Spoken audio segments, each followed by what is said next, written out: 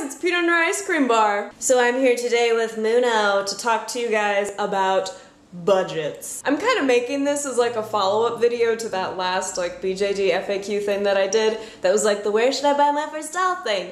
And I know in the past I made these videos that were like how to afford BJDs. Those were more in the vein of like how do I actually make a budget. This video is going to be more along the lines of like how to think about those numbers to make them make sense to you and help you make well-informed decisions for your life and for your mental and emotional well-being as well, you know? So this is actually mostly in response to the question, how do you get that much money, that people like to ask about ball joint dolls, and it's, you know, it's definitely a matter of budgeting, it's a matter of making and saving money, but I feel like there's an unasked question in there of like, how did you get to the point where you decided, yes, I'm going to spend it on this? For some people, it's really easy to make a decision like that. For other people, it's a little more difficult to try and rationalize the price, and it seems really confusing at first. I am here to try and help you out. There's a couple different ways that I personally like to use when I'm trying to understand and like rationalize a process. Maybe rationalize isn't the exact word I'm looking for, but you'll know what I mean as I continue talking, hopefully. One hopes. First thing that I like to do is maybe more helpful to some of you than others. You can definitely do this if you know you're kind of a little more changeable, if you know that you go through like phases and you're like, oh, I think I'll be really interested in this hobby or this particular company, this sculpt, but like I know I'm a little fickle, so maybe I'll only have this doll for a year or 6 months or whatever. Let's just go with a year, right? Let's say you're gonna buy a doll that's $560 and you're trying to understand, you know, should I go with the $560 option or should I go with another option that's more like $200? So let's think of it this way. You have the doll for a year. Unless you do some amazing customizations, the value will depreciate quite a bit.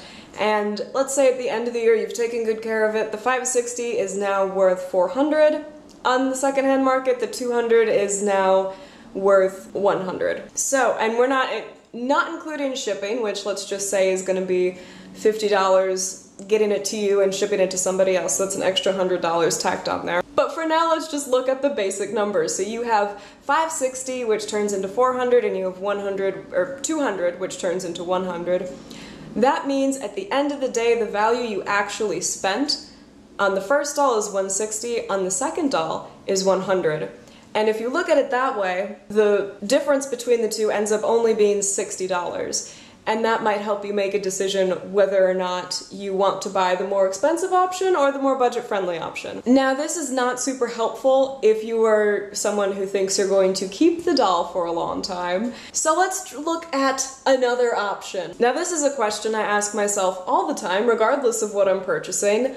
I like it, but do I like it for the price? For me, it's always really helpful to ask that. For those of you who just saying that to yourself doesn't really help anything, let me try and break it down for you in a more involved way. So let's go with our other example again. In this example, let's say you're planning on keeping the doll longer than a year, but I'm still going to use a period of a year to just illustrate my point. But let's break that down. Let's say there's 12 months in a year, correct? Yes? Do we all know this? Let's pretend that the doll company was, instead of having you purchase the doll right from them, they were going to send it to you for free, and then every month you would be paying like a rent, or like a mortgage more like, so at the end of the year it would be paid off. So we're going to do $560 divided by 12 to find out how much you pay a month, and we're going to get somewhere around $47. Now that might make it easier for you. Am I willing to buy this knowing it's $47 a month? And you know, you have to think, you know, that's only for a year.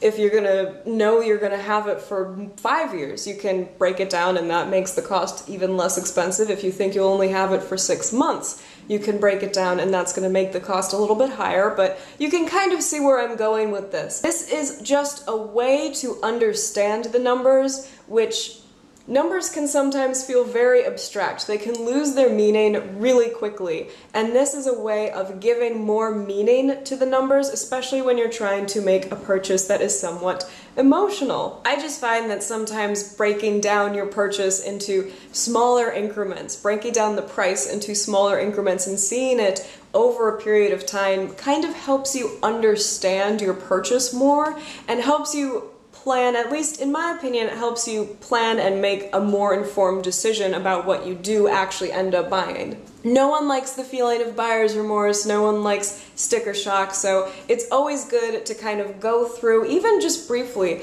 and try and understand, like really understand what those numbers mean to you emotionally, as well as what it means for your bank account. Does that make any sense? Am I making any sense at all? Anyway, I had to put Muno down because I'm so weak and my arms got tired.